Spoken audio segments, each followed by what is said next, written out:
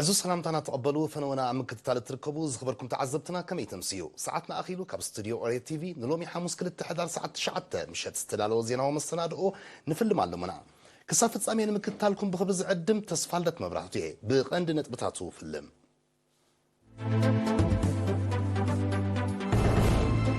ابن الزوبا أسماء تساطفنتها مع التمرتي كن مبالي سرح الله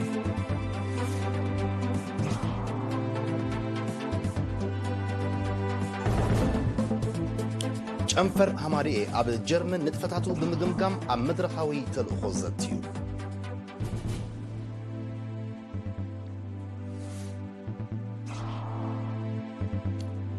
ኣብ ንኡስ ዞባ ማይመነ ብኣብነታውያን ሓረስቶት ዝሰላሰል ዘሎ ንጥፈታት ምግራብ ተሞጊሱ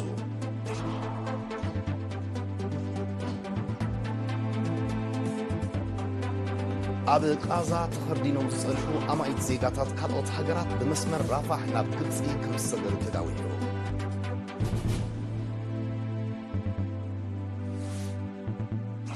ሩስያ ፈተነ ኒውክሌሳዊ ኣጽዋር ካብ ዝእግድ ኣህጉራዊ ስምምዕ ከም ዝሰሓበት ወግዒ ኣፍሊጣ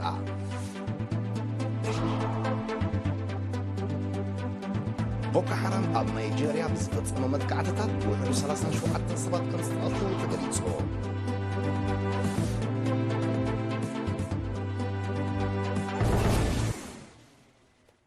ኣብ ንኡስ ዞባ ኣስማጥ ተሳታፍነት ኣብ ማዕዲ ትምህርቲ ከም ንምባል ሓይሊ ዕማም ብምቋም ይስራሕ ኣሎ ወኪል ኤሪና ሃብተ ገርግሽ ተስፋ ማርያም ንዘዳለዎ ጸብጻብ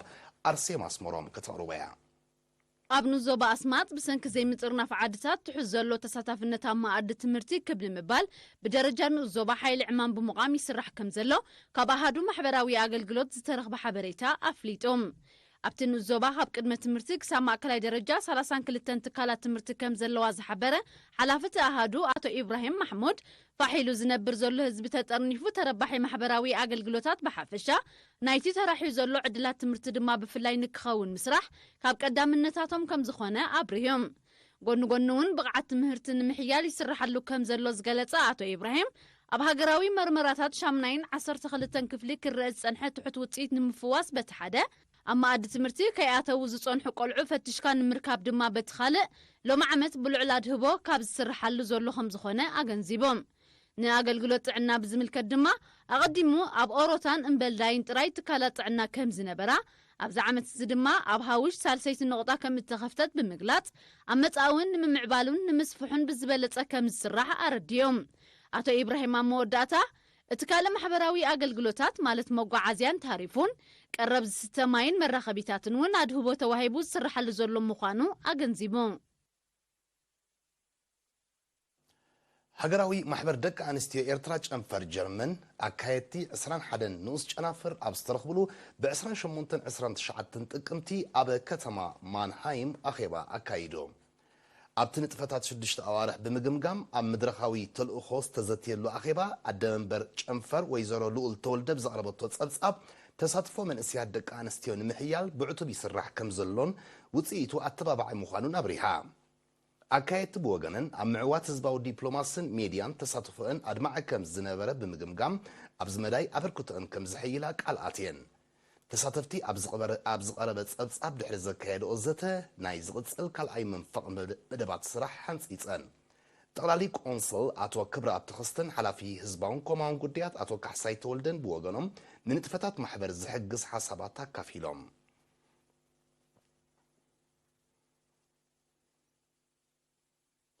ተጠቃምነት ሽጋራን ትንባሆን ኣብ ህዝባዊ ቦታታት ንምእጋድ ኣብ ዞባ ዓንሰባ ዝወፅእ ሕጋጋት መስርሕ ትግባርኡ ተገምጊሙ ንጸብጻብ ወኪል ኤሪና ተስፋንኪኤል ገብሬ ሰሚር ጀማል ከቕርቦ እዩ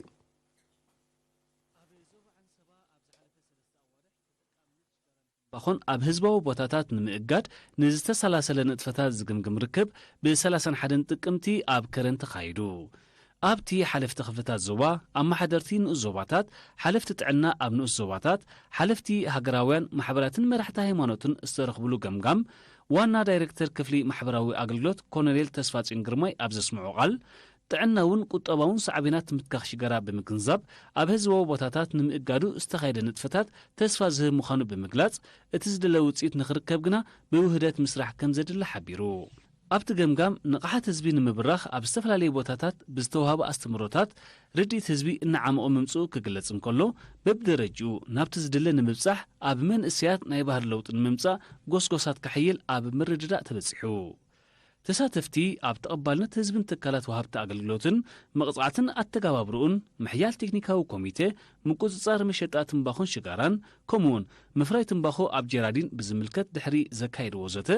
ዝግበር ጎስጓሳት ሓባራዊ ክኸውን ዝልጠፉ ፖስተራት ሓደ ዓይነት መልእኽትን ትሕዝቶን ክህልዎም ከምኡውን ቅድሚ መቕጻዕቲ ኣፍልጦ ንምብራኽ ብዝሓይለ ክስራሕ ዝብል ርእቶታት ኣቕሪቦም ዋና ዳይሬክተር ክፍሊ ምምሕዳርን ፋይናንስን ኮሎኔል ክብሮም ንርኣዮ ኣብ ዝሃቦ መዛዚ መቓል እቲ ንጥፈት ብሓንቲ ለይቲ ክውገድ ዝኽእል ከም ዘይኮነ ብምግላጽ ኣብ ዝሓለፈ 3 ኣዋርሕ ዝተዓመ ኣብ መጻኢ ዝሓሸ ስራሕ ክሰላሰል ከም ዝከኣል ኣንፈት ዝሃበ ስለ ዝኾነ ብዕቱብ ክድፋኣሉ ኣዘኻኺሩ ኣብ ንኡስ ዞባ ማይመነ ምምሕዳር ከባቢ ሹም ቶምቦሳ ብኣብነታውያን ሓረስቶት ዝሰላሰል ዘሎ ንጥፈታት ምግራብን ዕቃበ መበቆላዊ ኣግራብን ብሞያውያን ተሞጊሶ ኣብ ዓዲ ወርጢ ወዲ 68 ዓመት ኣቶ ክፍለ ፍስሓ ብተበግስኡ ኣስታት 5 ሄክታር ብምኽላልን ብምሕፃርን ዘድሊ ንጥፈታት ምዕቃብ ማይን ሓመድን ስለ ዘካየደሉ ዝተፈላለየ መበቆላዊ ኣግራብን ናይ ፍረ ኣትክልትን ሰሲኑ ኣብ ጽቡቕ ደረጃ በፂሑ ይርከብ ኣብ ዓዲ ሰረነታውን ወዲ 72 ዓመት ኣቶ ጎይቶኦም ሃብተ ኣስታት 50 ሄክታር ብምሕዛእን መበቆላዊ ኣግራብ ብምክንኻንን ተፈጥራዊ ብዙሕነት ዝሓቆፈ ልሙዕ ኣከባቢ ፈጢሩሎ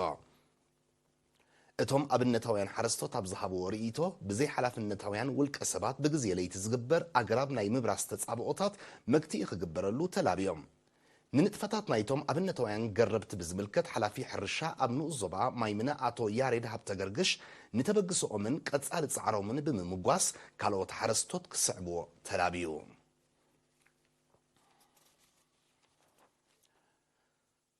ውዳበ መንእስያት ሰራሕተኛታት ሃማማት ዞባ ማእከል 21,000 ናቕፋ ብምውፃእ ኣብ ንኡስ ዞባታት በሪኽን ጋላ ነፍሕን ዝርከባ 7 ጽጉማት ስድራ ሰማዕታት ኣበርኪቶም ሓላፊ ጨንፈር ሚኒስትር ዕዮን ማሕበራዊ ድሕነትን ዞባ ማእከል ወይዘሮ ጅምዓ ኢብራሂም ኣብ ዘስምዐቶ ቃል እቲ ሓገዝ ንነፍሲ ወከፍ ስድራ 3,000 ናቕፋ ከም ዝተመቓርሐ ብምጥቃስ ነዚ ቅዱስ ተግባር ካልኦት ኣካላትን ክስዕብዎ ተላብያ ኣማሕዳሪ ንኡስ ዞባ በሪኽ ኣቶ ተስፉ ፍስሓጽየንን ኣማሕዳሪ ንኡስ ዞባ ጋላ ነፍሒ ኣቶ መሓሪ ዮሃንስን ብጊድኦም ብውዳበ መንእስያት ሰራሕተኛታት ሃማማት ዞባ ማእከል ንዝተወስደ ተበግሶ ኣመስጊኖም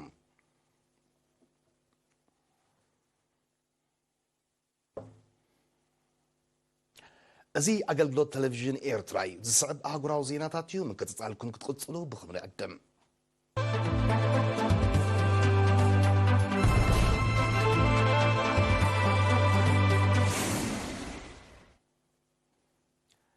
بدبداب إسرائيل أبقى ناي استقطلو فلسطينيان قصري نابل علي 9,000 كم زبلة لعلى 30 كلتن شحد ما كم زقصلو أبزقلت قلو زلو جزي ناي أمريكان كالوت هجراتن باسبورت زحزو أما يتسبات بمصر مرافح ناب قبسي كم سجرو تداويحهم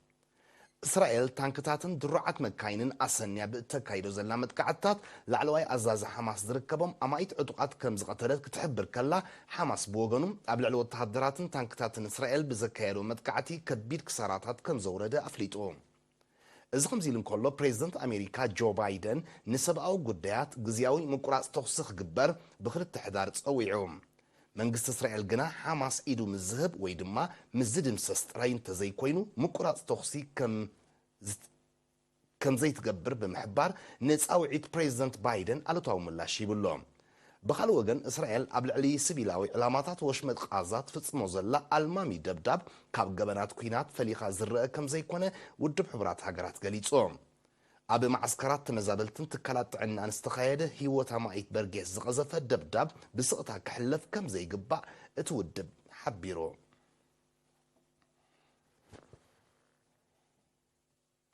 روسيا أبشحن 996 كابز ختمتلو نفتن نيكليساوي أصوار زقد أهجراوي سممع كم سحبت بوقعي أفليتا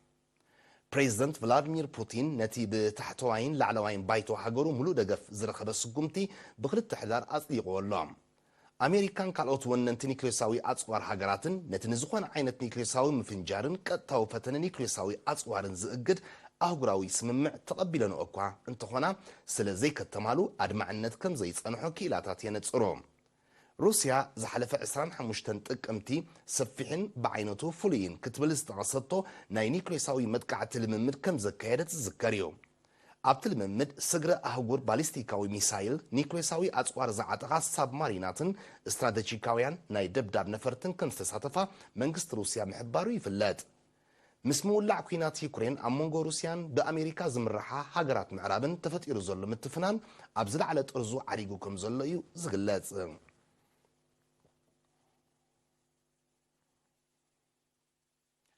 ሽበራዊ ጉጅለ ቦኮ ሓራም ኣብ ዝሓለፈ ሳልስቲ ኣብ ናይጄርያ ብዝፈጸሞ ማንታ መጥቃዕትታት ብውሕዱ 37 ሰባት ከም ዝተቐትሉ ማዕከናት ዜና ኣቃሊሐን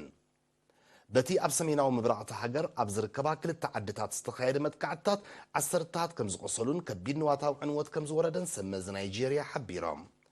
ቦኮ ሓራም ካብ 2009 ኣብቲ ከባቢ ብዘካይዶ ዘሎ ሽበራዊ መጥቃዕትታት ልዕሊ 35,000 ሰባት ክቕተሉ ከለዉ ልዕሊ 2 ሚልዮን ከም ዝተመዛበሉ ጸብጻባት ይጠቕሱ ብሰንክቲ ሽበራዊ ተርእዮታት ሰሜናዊ ሸነኽ ናይጄርያ ኣብ ከቢድ ጸጥታዊ ቅልውላው ተሸሚሙ ከም ዘሎ ምስቲ ከባቢ ቅርበት ዘለዎም ወገናት ይገልጹ ኣስታት 210 ኪሎ ሜትር ኣብ ሰዓት ዝሕንበብ ሲያራ ዝብል ስያመ ዝተዋህቦ ህቡብላዊ ማዕበል ብክልተ ሕዳር ወሰናስን ምዕራባዊ ኤውሮጳ ኣብ ዝበፅሓሉ ሰብኣውን ዋታውን ክሳራታት ከም ዘውረደ ተቃሊሖም እቲ ባህርያዊ ሓደጋ ኣብ ወሰናስን ፈረንሳን ብሪጣንያን ኣብ ልዕሊ ኣባይቲ ትሕተ ቅርፂ ገማግም ባሕርን ካልእን ንዋታዊ ዕንወት ከም ዘውረደ ክግለጽ እንከሎ ምስኡ ብዝተኣሳሰር ክልተ ሰባት ከም ዝሞቱ ተሓቢሩ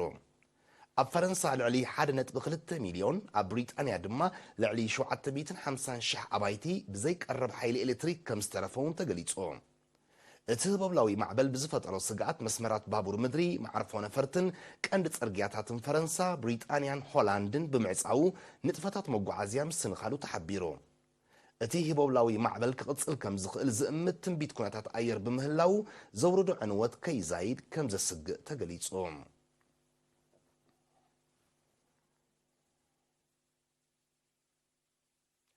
ኣብዚ ዓመት እዚ ዋጋ ዩራኒየም ብደረጃ ዓለም ብኣስታት 50 ሚእታዊት ከም ዝወሰኸ ጸብጻባት ሓቢሮም እቲ ወሰኽ ኣብ ውሽጢ 15 ዓመታት ኣብ ዋጋቲ ማዕድን ካብ ዝተረኣየ እቲ ዝዓበየ ምዃንኦም እቶም ጸብጻባት ዝጠቕሱ ብደረጃ ዓለም ተኸሲቱ ዘሎ ጂኦፖለቲካዊ ምትፍናን ቀንዲ ጠንቂ ናይቲ ኣብ ዋጋ ዩራኒየም ዝተኸስተ ናህሪ ዋጋ ምዃኑ ይግለጽ ጠለባት ናይዚ ኣጽዋር ንምስራሕ ዘገልግል ማዕድን ኣብ 2023 ብናህሪ ከም ዝወሰኸ እዮም ክኢላታት ዝሕብሮ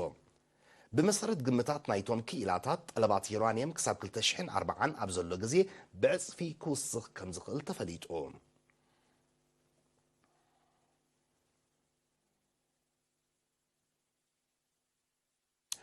ፕሬዚደንት ብራዚል ሉላ ዳ ሲልቫ ውድብ ገበናት ንምግታእ ኣብ ቀንዲ ከተማታት ተወሰኽቲ ወተሃደራት ክዋፈሩ ኣዚዙ بمسرت ትእዛዝ ፕሬዚደንት ዳ ሲልቫ ልዕሊ 3600 ወተሃደራት ናብ መዕርፎ ነፈርቲ ወደባትን ምስ ካልኦት ሃገራት ኣብ ዘዳወቡ ከባቢታትን ከም ዝዋፈሩ ተፈሊጦም እቲ ዝዋፈር ሓይሊ ኣብ ምልቃም ገበነኛታት ተርኡ ክጻወት ፕሬዚደንት ሉላ ዳ ሲልቫ ጸዊዕሎ መንግስቲ ብራዚል ውድብ ገበናት ብቐንዱ ድማ ኣብ ምስግጋር ዕጸፋር ዝተዋፈሩ ገበነኛታት ንምህዳን ሰራዊት ክዋፍር ናይ ፈለማ ከም ዘይኮነ ዝተቐሱ ጸብጻባት እቲ ተርእዮ መመሊሱ ክገድድ ከም ዝጸንሐ የረድኦም ምስ ምትሕልላፍ ዕጸፋር ዝተኣሳሰረ ገበናት ብፍላይ ኣብ ሻውላት ከተማ ሪዮ ዲ ጄኔሮ ዓመታዊ ከም ዝውስኺ ዝጥቀስ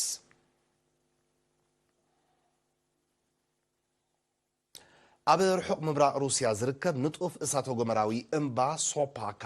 ካብ 31 ጥቅምቲ ክነቱክ ከም ዝጀመረ ተገሊጹ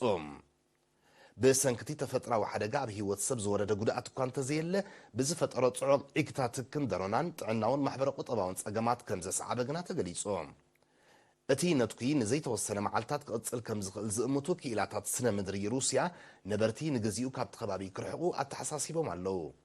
እምባ ሶፕካ ኣብ ርሑቕ ምብራቕ ሩስያ ካብ ዘለው እሳተ ጎመራዊ እምባታት እቲ ዝጠንተወን ዝነጠፈን ምዃኑ ጸብጻባት ይሕብሮ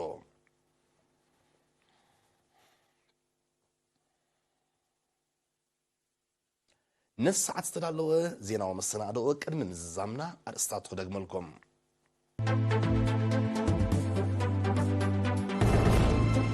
ኣብ ንኡ ዞባ ኣስማት ተሳታፍነት ኣብ መዓልቲ ትምህርቲ ክምባል ይስራሕ ኣሎ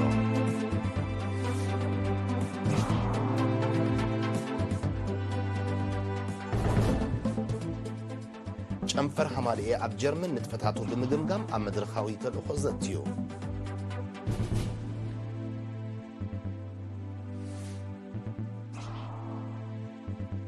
ኣብ ንኡስ ዞባ ማይምነ ብኣብነታውያን ሓረስቶት ዝሰላሰል ዘሎ ንጥፈታት ምገራብ ተመጒሱ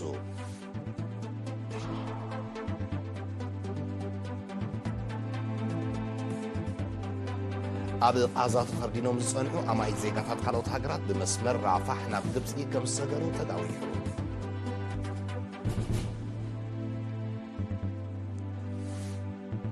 ሩስያ ፈተነ ኒውክሌሳዊ ኣጽዋር ካብ ዝእግድ ኣህጉራዊ ስምምዕ ከም ዝሰሓበት ብወግዕ ኣፍሊጣ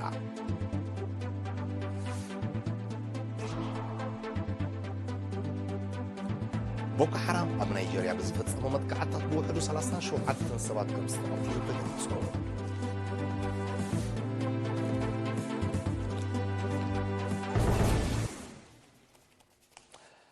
ኩራት ዓዘብትና ነዚ